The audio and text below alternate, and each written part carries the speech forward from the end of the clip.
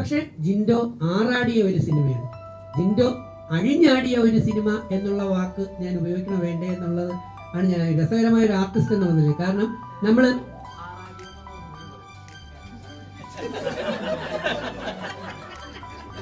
എന്റെ മോനെ ജിൻഡോ എന്ന് പറയുന്ന ആർട്ടിസ്റ്റിന്റെ പെർഫോമൻസ് എങ്ങനെയുണ്ടെന്നല്ലേ നീ ചോദിച്ചത്. അതിന് ഏറ്റവും ബെസ്റ്റ് വാക്കാണ് ഞാൻ പറഞ്ഞത്. പലരും ഇപ്പം പറയുന്നു ജിൻഡോ നേരെ ചെയ്യില്ല, ജിൻഡോ അങ്ങനെ ചെയ്യില്ല, ജിൻഡോ പെർഫോമൻസ് മോശമാണ്, ജിൻഡോ മസിൽ പിടിച്ചിരിക്കുന്നു. പക്ഷേ സ്വപ്ന സുന്ദരി എന്ന് പറഞ്ഞ ഒരു സിനിമ നീ ഒന്ന് പോയി കണ്ടു നോക്ക്.